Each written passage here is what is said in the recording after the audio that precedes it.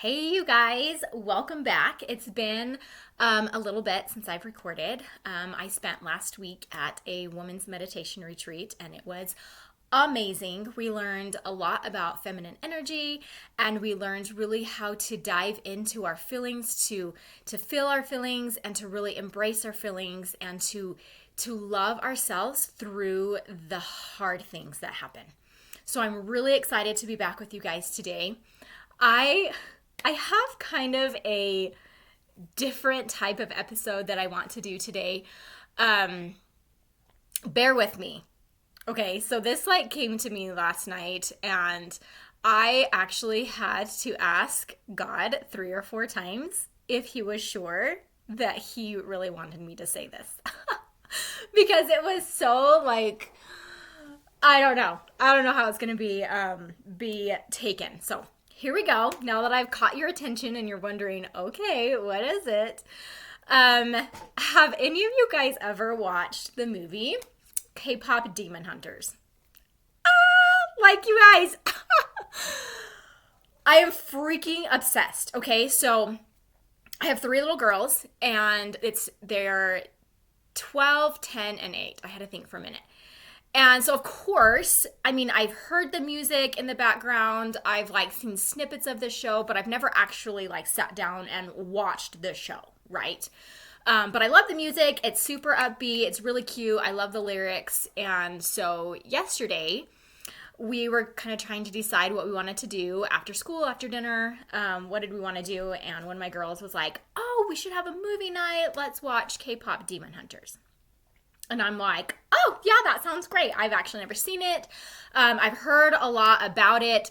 Some people love it. Other people are like, it's the devil's movie. It's devil worshiping, all of that stuff. I didn't say I really want to watch it because devil worshiping, but I had just heard different sides, right? But I had seen snippets and I had heard the music and I really liked it. And so I was like, yeah, I think that would be really fun to watch.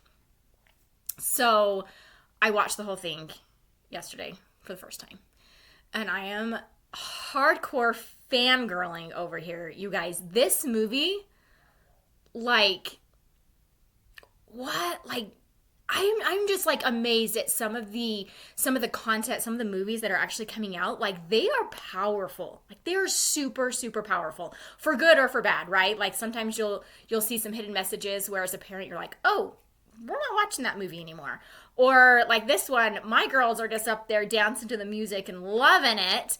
And I'm sitting here crying and having a heal my feminine energy moment because there were so many parts in this movie that I just connected to on such a deep level. So this is probably going to be a little bit of an emotional recording, which I didn't really want it to be emotional. But so anyways, I'll just pray that that I can get through this. But there were some really deep messages in there that I was like, God loves me, God hears me, he knows what I need. So let me get into this. I love this. Okay. So for those of you who do not know what this movie is about, basically, since the dawn of time, there are these 3 women and they change every, however many years, because they don't live forever, because they're just human women. They are kind of called, ordained, I guess, for lack of better word, to be the protectors of the people. And the way that they protect them from the demons is the music that they sing. And so they sing music, and really when they sing, they send out their energy to the people around them, and it strengthens them from the demons that are in the world around them. And also there's this there when they sing in the movie, it seals the homa, whatever, I'm saying it right, the homa, it seals to the ground so the demons actually can't come up and get even into the world. So that's these girls' mission. They're singing, they are sending their energy, you guys, feminine energy, beautiful, goes out, and it just is, they're not actually out there doing anything really. They're just giving of their beautiful gift, their voices, and it is strengthening those around them. So I love that right off the bat. Okay, so one of the girls, her name is Rumi. She's kind of like the lead singer. She's kind of like the main one in the band. They all work together. They're three best friends.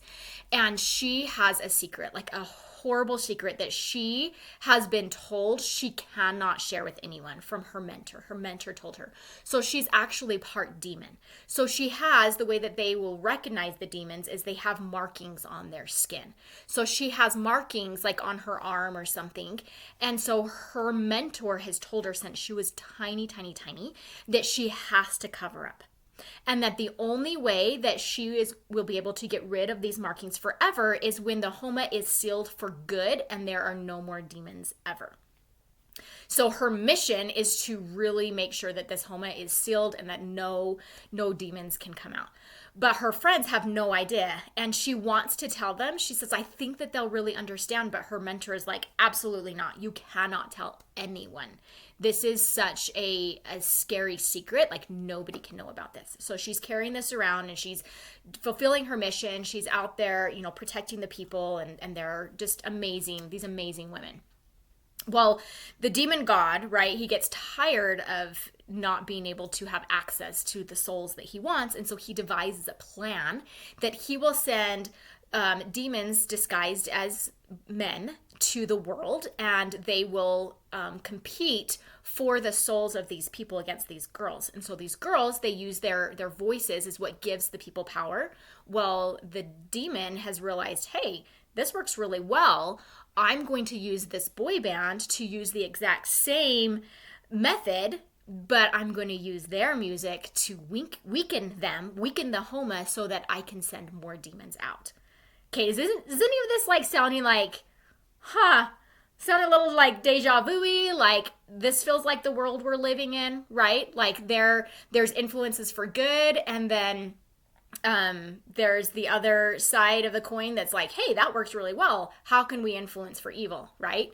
So anyways, he sends this boy band up, and you guys, like, cartoons have never been hotter, you guys.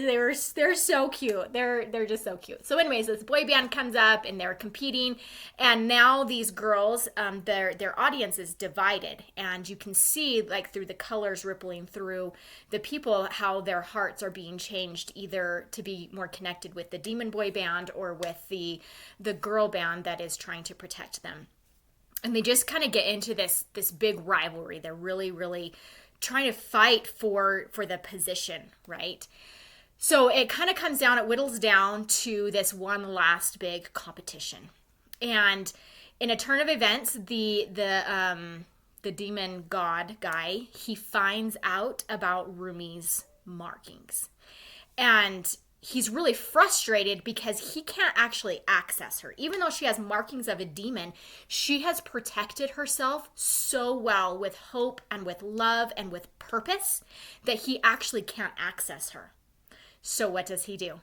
You guys, the tactics of the devil are all over in this movie. It's so cool to look at and be like, this is what he does.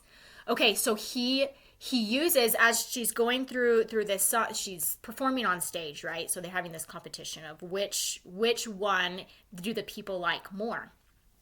And he's able to expose her, and he uses shame towards her, like, oh my gosh, look at how terrible you are. You have the markings. You don't deserve to be here. You're a devil, or you're a demon, and like all the things. He shames her, and he strips her of that hope that she had, of that purpose.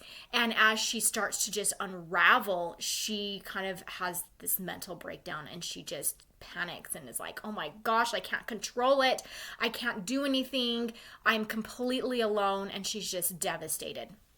So she leaves and she goes to her mentor, and she's like, what do I do? She's starting to turn into a demon. So part of her body is actually changing shape and changing into this demon, because he's able to access that part of her, that shame. Okay, you guys, shame is one of the toughest tools that the adversary uses against us. Okay, You can do something wrong. You can have parts of yourself that you don't love or that you don't want to build or glorify. But the minute you start shaming that side of you, that's the minute you give the chains to the adversary that he can start yanking you around with. Okay, shame, and you see it in this movie. You see the second she falls into shame, the second she starts to think that she's not enough, the second that she starts to believe the lies that he is telling her, you see the change, and it's heartbreaking. So she goes to her mentor, and she's like, what do I do? And her mentor is like, oh, well, we'll cover it up. We'll pretend it didn't happen. We'll tell your friends that they didn't really see what they saw.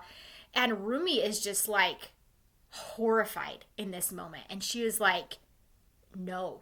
She said, either you love all of me or you don't love any of me. And even though she's saying that to her mentor, I think she has a realization that she needs to do that for herself.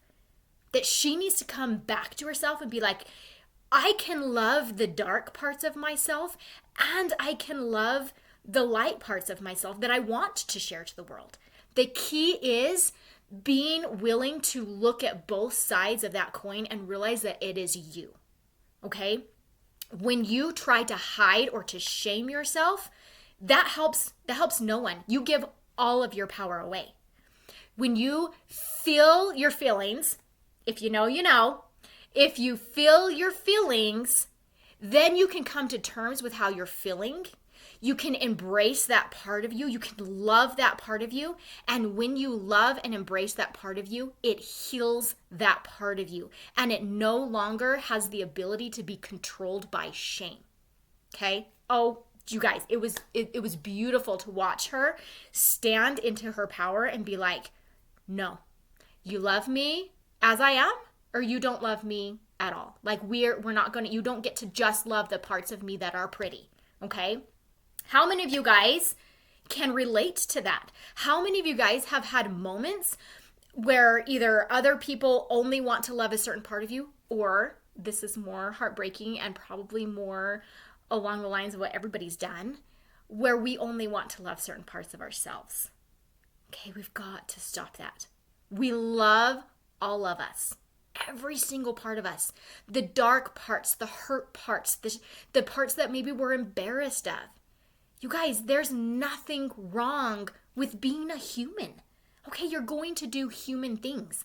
The coolest part about being a human is that you're always changing. Okay? Like you're always changing. So you always have another opportunity to do better, to heal, to show up in a way that you want to, that's more authentic to who you actually are. Okay, let's get back to the movie. Because you guys, it was lit. I freaking loved it. Okay, so she goes back. While she was gone, the demon boy band had won the competition basically, and they had bewitched or kind of messed with the audience and made them really muddled. They didn't really know what was going on, and had led them all to this big arena where the demon God was going to unleash his hordes of demon, and they were going to be able to feast on their souls. And I realize how demonic this all sounds as I'm saying it, but you guys, bear with me. It was awesome, okay? It was awesome. I mean, we watched like Harry Potter and Lord of the Rings. Like, come on, guys. Anyways, it was awesome. So she goes to where the demons are going to be unleashing the horribleness. And so she shows up and she states her mission. You guys, this was the mission. This was the song that they would always sing. And I think it's beautiful. Again, I think it's beautiful. I love music. And she says, "We are hunters." Okay, I'm going to get emotional in this, so just bear with me, because again, I'm like, preach, sister, preach. There are parts deep inside of me that just resonate so much with this beautiful cartoon character with ridiculously long purple hair. All right, back to the message. We are hunters, voices strong, slaying demons with our song. Fix the world and make it right when darkness finally meets the light. Okay, that last part. Fix the world. Let me see if I can find it. fix the world and make it right when darkness finally meets the light. You guys, that right there, when we can let our darkness meet the light and heal it and love it, that's when the world is fixed. And I think that that's when she realizes in the movie, she's like, it is my dark parts meeting my light parts. That is where we will fix this. This is how we will heal. It's beautiful watching her really step into her understanding and her power.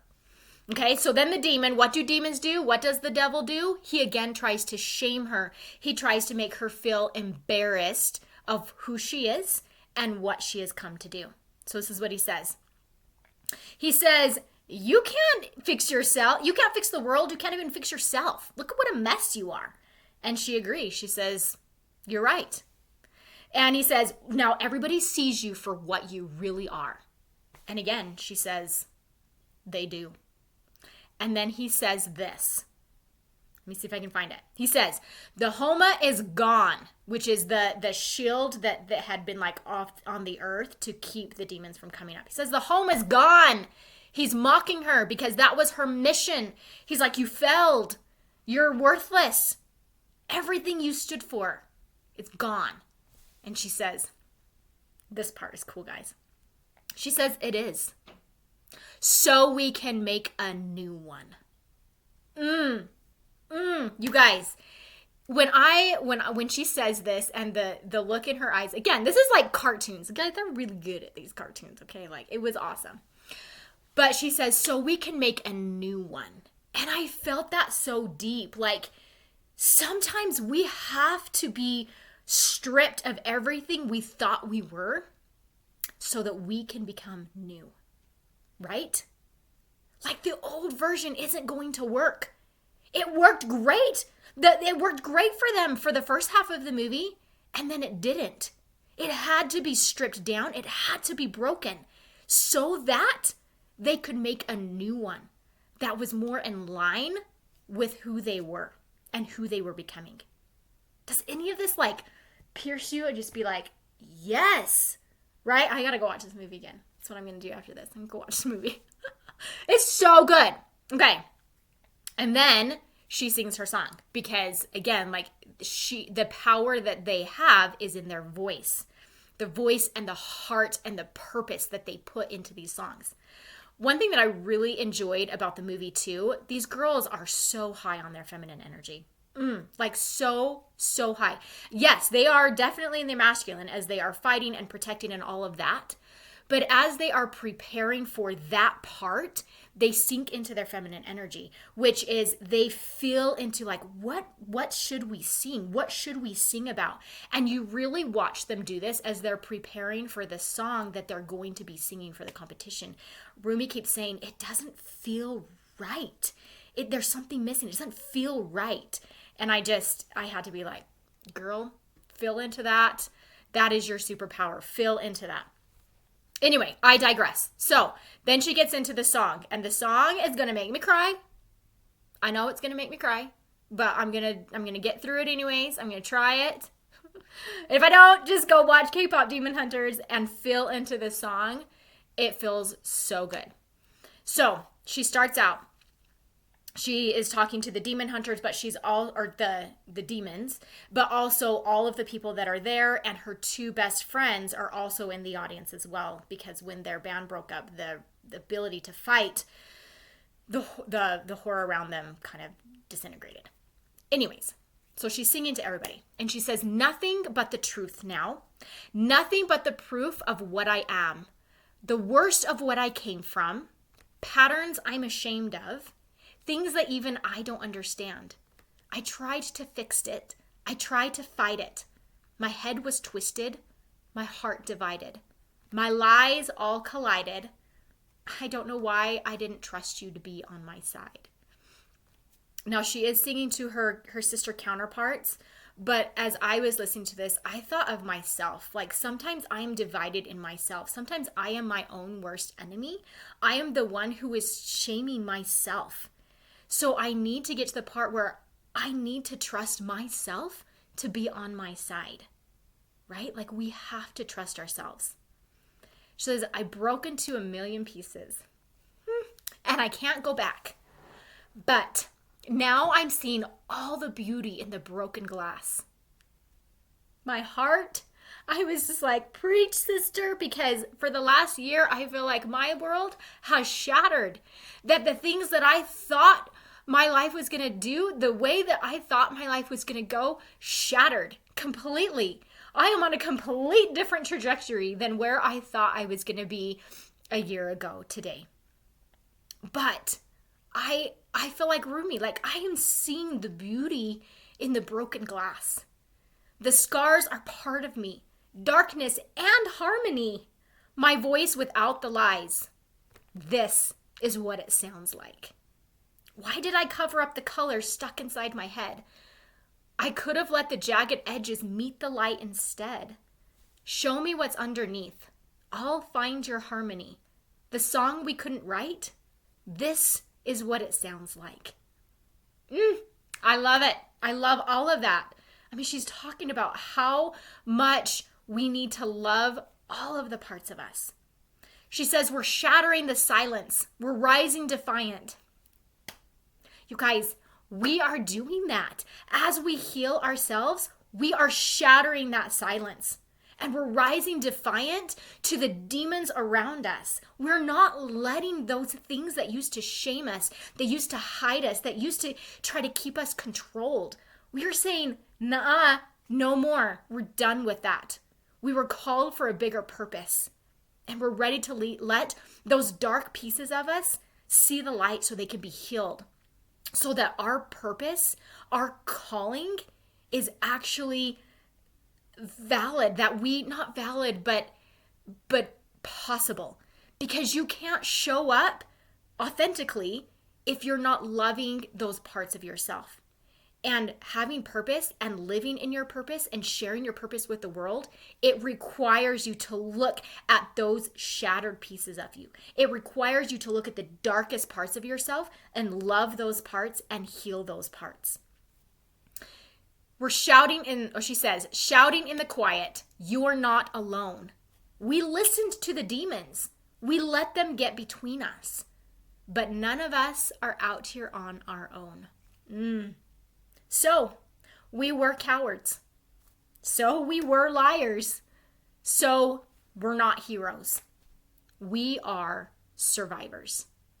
The dreamers, the fighters, no lying, tired. But dive in the fire and I'll be right here by your side. Does that not sound like something you want to tell yourself? That you want to tell that part of you that is struggling, that is hurting, that you're like, yeah, we're not perfect. Yeah, we've made some mistakes, all right? But dive in, dig deep. And I am here for you. I am right here. We are going to feel those feelings. We are going to embrace the dark parts of us. We are going to love that part of us. We're going to love ourselves so hard that there is nothing that gets to come between us anymore. Like we are going to look at those broken pieces and we're going to say, girl, there is beauty in the ashes, right? She says we broke into a million pieces and we can't go back. But now we're seeing all the beauty in the broken glass. The scars are a part of me, darkness and harmony. My voice without the lies. This is what it sounds like. Does that not just ring so much power? This is what it sounds like, girls. This is what it sounds like to let that part of yourselves out, to look at it, to love it, to embrace it, and to really know that it is the broken, hurt, hidden parts of you that makes you so strong and so beautiful. Anybody can see beauty in what is pretty, right? Like it's easy. But to find beauty in the hurt, to find beauty in the pain, that takes so much purpose. That takes so much passion and commitment and love. That is what it sounds like, you guys. Okay, I'm going to finish up. She says, my voice without the lies. This is what it sounds like. Fearless and undefined. This is what it sounds like. Truth after all this time. Our voices are combined. When darkness meets the light. This is what it sounds like. All right, guys, like, preach, sister, preach. She had it so spot on, and it was powerful. And of course, in the movie, everybody is changed, everybody is switched, the demons are completely obliterated, everybody is protected and taken care of, because she really shows up in her power, her darkness and her light, in perfect harmony, in perfect healed unity. Okay? When you can heal that part of you, that brings so much power and so much purpose. So, homework. Go home, go watch K-pop Demon Hunters, and you better freaking believe that at the end of that movie, I was fangirl dancing with my 8 and 10-year-old. My 12-year-old was too cool, sat on the couch laughing at us, but we were fangirl dancing, and I felt so good. I felt so empowered, and I was just like, this is what it sounds like. This is what it is. This is the power that comes from uniting that hidden and hurt part of yourself, and letting it come up and just loving the heck out of it and embracing it. Okay? We can have parts of ourselves that we don't want to grow and emphasize. I said that earlier, but hiding them and pretending they don't exist, that's like handing a ball and chain to the devil and saying, here you go, here's the secret sauce to get me attached and to keep me under your domain. No, we're not about that. We are women of God, and we are here to heal, and we are here to heal the world. And the way we heal the world is we first heal ourselves, we love ourselves, and we bring unity to ourselves. That way, there's no more control, and we're able to show up the way that we need to, the way that God wants us to. I love you. If you think that K-pop Demon Hunters is like of the devil, that's fine too. There is a lot of demonic stuff in there. But the core message that I got from that is there can be horror all around you, and there can be horror within you, but that doesn't mean that you have to play the game, and that doesn't mean that you have to bow to it.